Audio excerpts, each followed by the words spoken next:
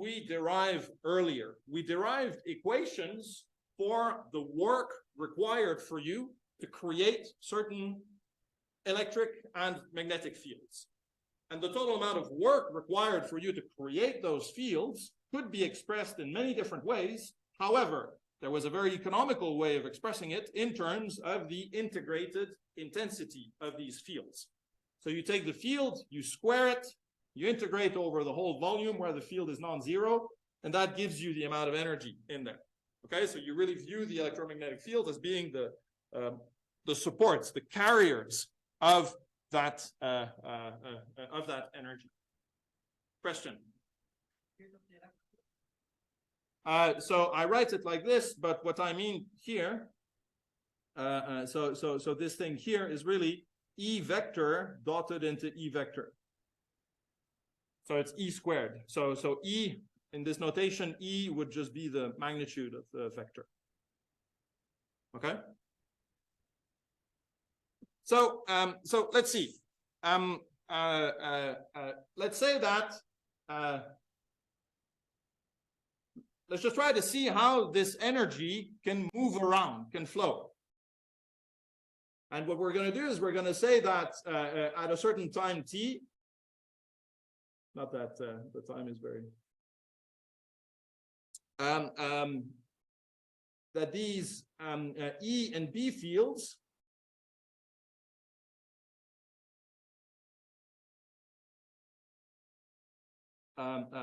they come from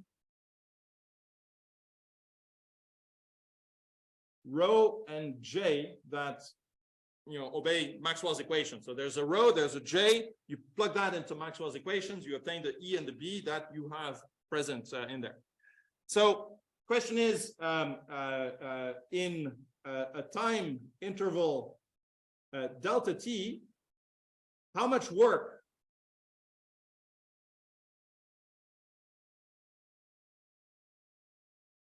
is done? Okay, so if you imagine having a little, test particle,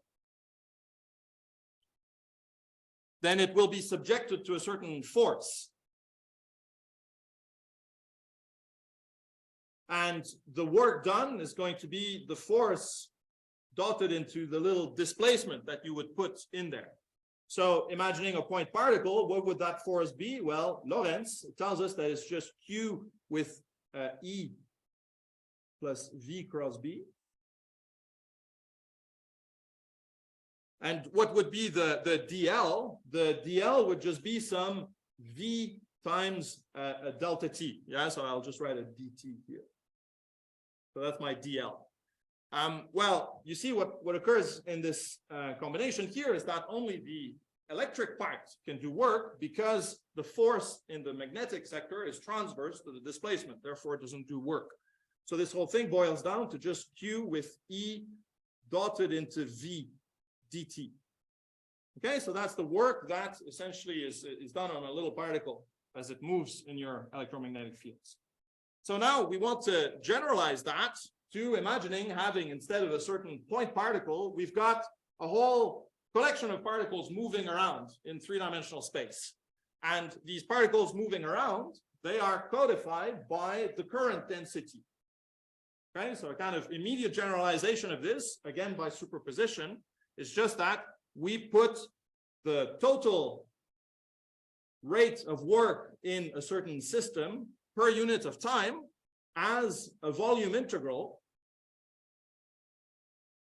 of now just the E dotted into the current density itself. Okay, so instead of having just a little QV here, it's a whole current density. So that's the kind of amount of energy transfer that there can be if particles are present in this configuration of fields that we have. Okay, so now we can again apply our Maxwell equations to simplify this a little bit, because in this one here, I can use the Ampere-Maxwell equations. So what I'm going to do, I'm just going to replace J by 1 over mu 0 curl of B minus the epsilon 0 dE dt. Okay, so I'm going to just use, well, maybe we can just write it straight. So what does that tell us? So the E dot J, I'm going to write as 1 over mu 0 with the E dotted into the curl of B.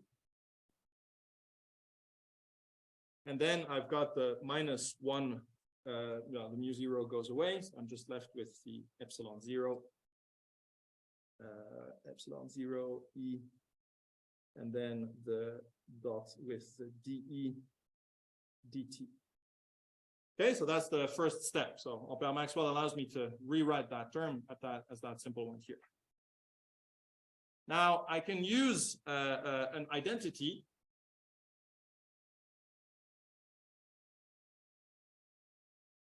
Okay, that's an identity about the divergence of the cross product of two vector fields.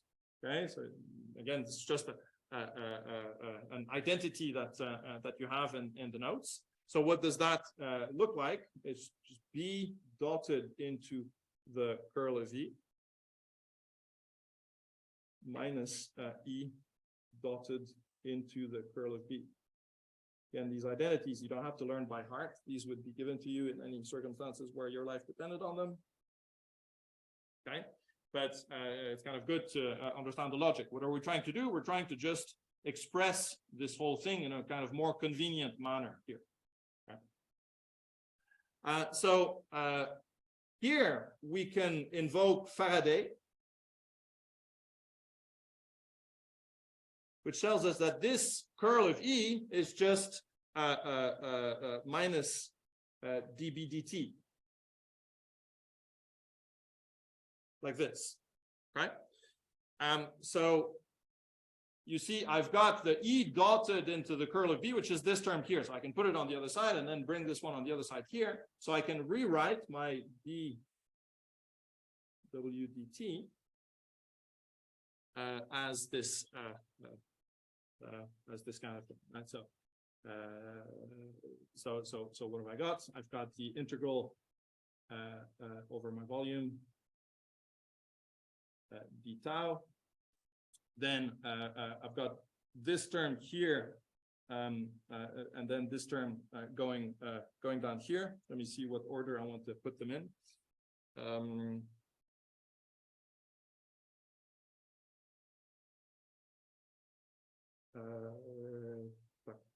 Yeah, so let's just do that economically. Okay, so E dot 1 over mu 0, let's just write it out completely. So I've got the 1 over mu 0 with this whole thing that I'm going to put here. So this is now minus B dotted into dB dt.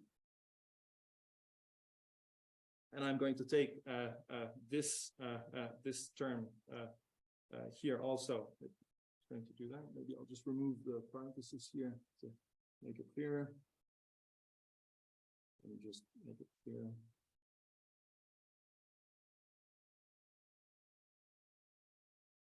So I've got the 1 over mu 0 E, and then there's this term here, which is the minus epsilon 0 E dotted into the dE dt, and then I'm left with this term on the other side, minus 1 over mu 0, and now I've got the divergence of E cross B.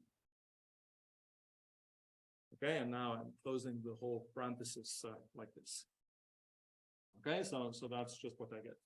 Now the point is that the B dotted into dB dt is like 1/2 the derivative with respect to time of B squared.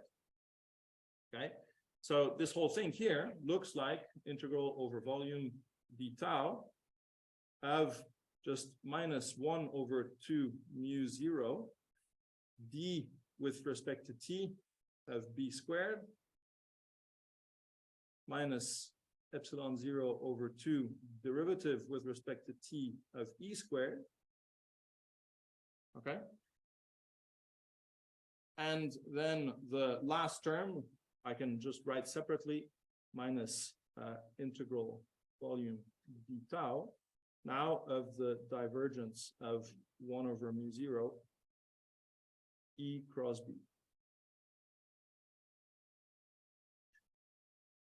Okay, so let's just kind of write this one more time more cleanly. So what does that tell us? It tells us that the time rate of work that is being performed is equal to the time derivative of an integral over the whole volume, d tau, of 1/2 epsilon 0 e squared plus 1/2 1 over 2 mu 0 b squared. And now in the last term here, I can just invoke the divergence theorem to replace this as a surface integral where the surface encompasses this volume V that I'm defining here. Okay, so minus the integral over the closed surface with the dA dotted into E cross B divided by mu 0. Okay? So this might not speak to you very, very much, but we'll discuss it in a couple of seconds. The really fun thing about this, this equation here is that it carries the name of pointing. Somehow history has kind of, fate has made this person the right person to come up with this. This is called the pointing theorem. And the reason why it's so cool is because you can massage it to resemble another equation that you've just become familiar with.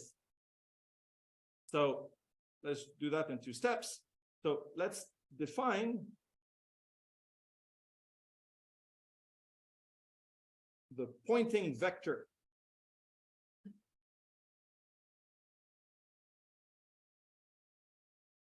So the pointing vector, symbol S, is just this combination E cross B.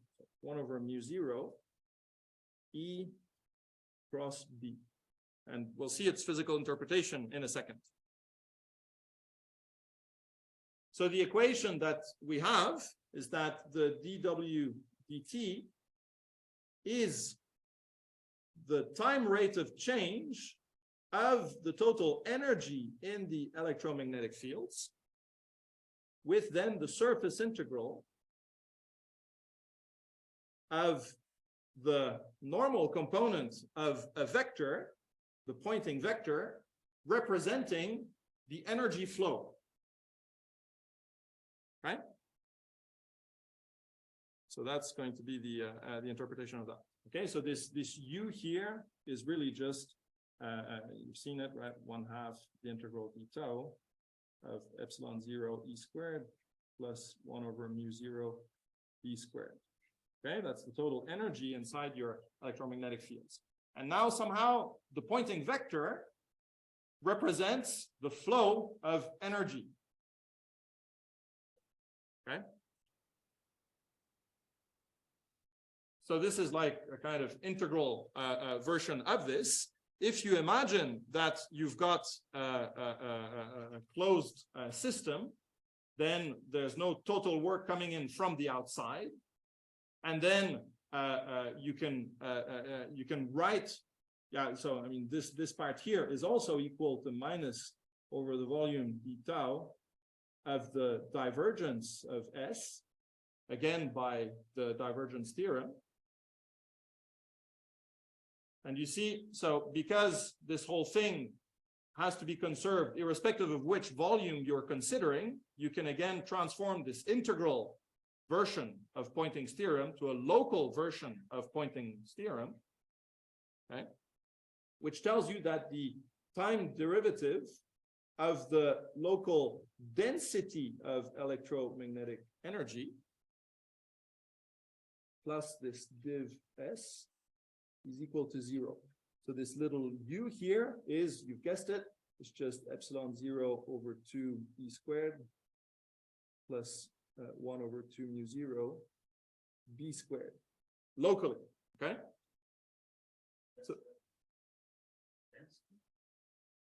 So yeah, because you see, so it's a little u instead of big U. So big U, EM, is equal to the integral over the volume of little u, u. So little u is the density of energy per unit volume in your electromagnetic fields.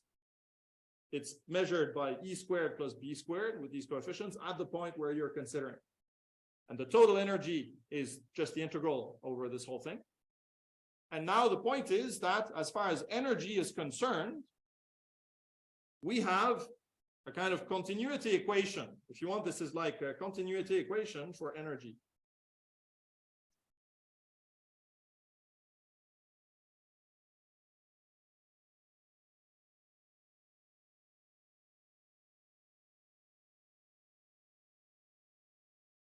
Okay.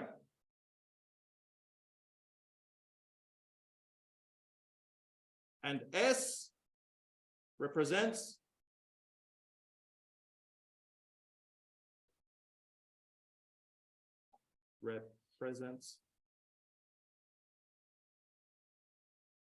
the flow of energy.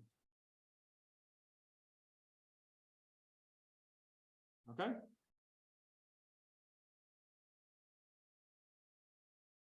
You see the similarity between the continuity equation for charge and Poynting's theorem here. For charge, we have d dt of charge density plus divergence of charge current is equal to 0. Here we have d dt of energy density plus divergence of energy current is equal to 0. Same mathematics. Any conserved quantity in any theory has associated to it a charge and a current. And the charge and the current are related to each other through a continuity equation. Always the case. Okay? So there's continuity of charge. There's continuity equation for energy. There's going to be continuity equation for momentum. There's going to be continuity equation for angular momentum. Okay? And for all the conserved quantities that you can think of. It's a general property of a conserved quantity. And that, again, is due to Emmy Noether. Yeah? So Emmy Noether is the one who codified the kind of correspondence between all these things. So it's the same kind of logic that you've seen in classical mechanics, perhaps, with this. Okay? So maybe a quick example of what that means. Are there questions here? Are you kind of seeing the overall logic? You see, once again, we just massaged things that were just coming straight out of the Maxwell equations, where we just used the energy densities we had computed below. We're computing what occurs with the energy content when charge moves around in these things. And then if we just have these electromagnetic fields, the total work, it has to be 0. Therefore, this whole thing has to be vanishing. This is true for an arbitrary volume. Therefore, we can take the integral version, turn it into a local version, giving us this Poynting theorem at the local level. Okay? Question? Continuity equation is a nomenclature linking an equation that couples a time derivative of a density to a spatial derivative of a current. So you could write a continuity equation, for example, for the flow of an incompressible liquid, right? So water obeys a continuity equation because essentially you've got source, you've got drain, you know that you can measure a kind of local density of that, so you can write a continuity equation for that. Anything that has a measure that becomes time independent, so total amount of charge, total amount of mass in a certain thing, total angular momentum in a system of interacting, you know, ratchets and whatnot, then you would be able to write a continuity equation. It's always of the form time derivative of a density with space derivative of a current has to vanish.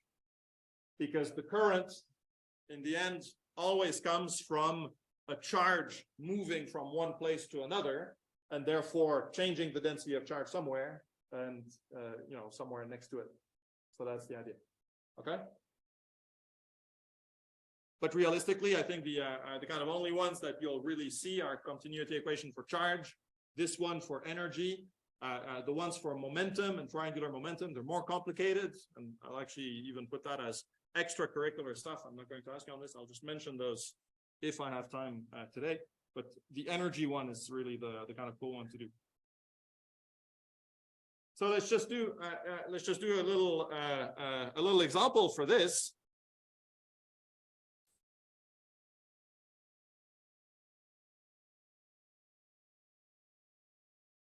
And the example is going to be a wire carrying a certain current. So let's see how we do. So okay, so if we've got a wire, try to make a nice straight wire.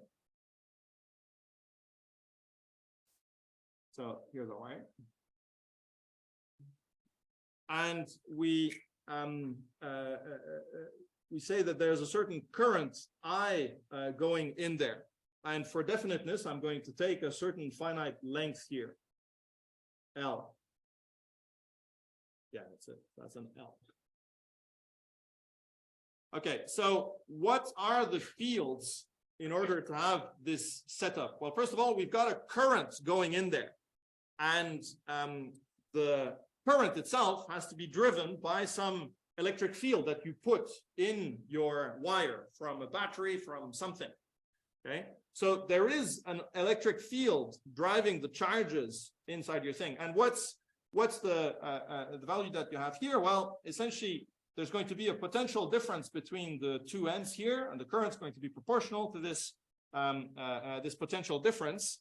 The field that you need in order to obtain a certain a certain potential difference between the 2 points. Let's say this potential difference is V.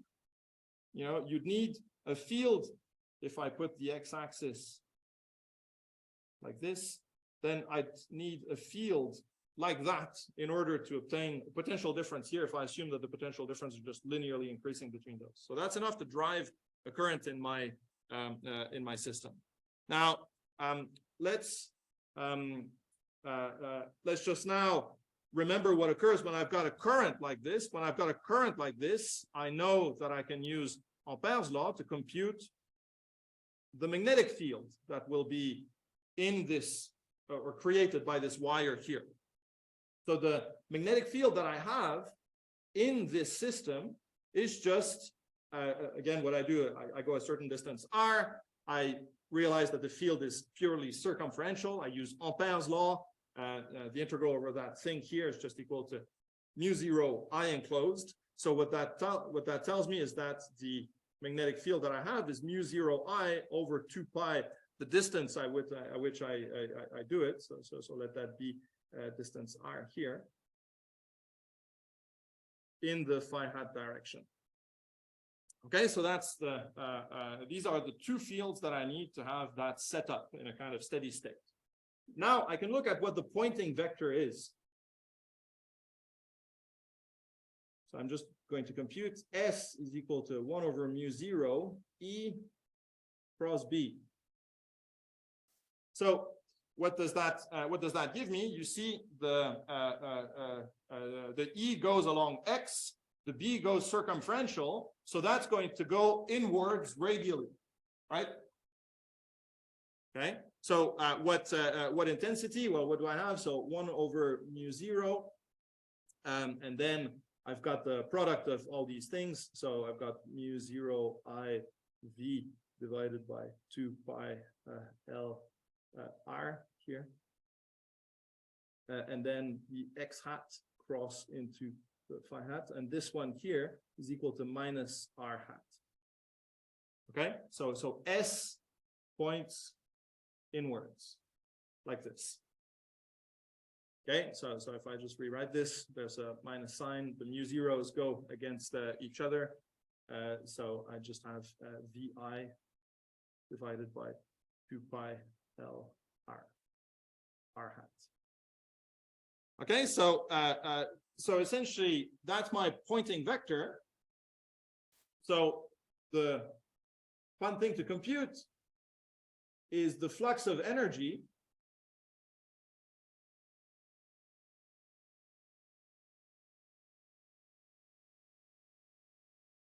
through a surface S, which, well, maybe I should use a different symbol. Through let's call it C. So C is going to be a big cylinder at radius R.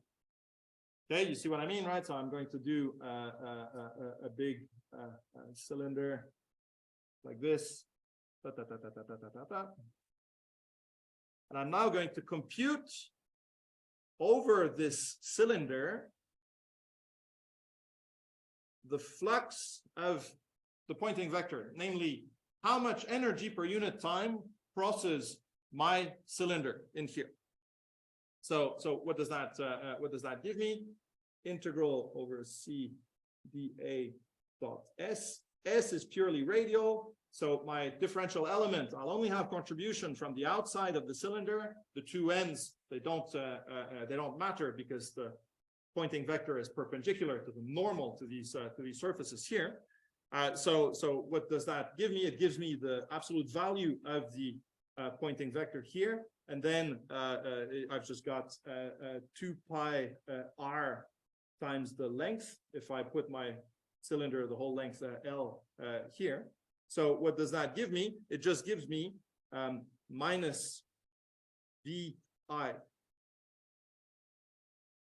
Okay. So you remember that a wire radiates, or a wire like consumes a certain amount of power, which is voltage times the current. Okay. What this calculation tells you is that the heating comes from the electromagnetic fields flowing energy into your wire, because we've got a minus sign here, and we computed the outward facing normal component of the pointing vector. So the reason why a wire heats is because the electromagnetic fields are pumping energy in it. Of course, to maintain the fields, you need to pump energy into the fields. But then you pump energy into the fields, and the fields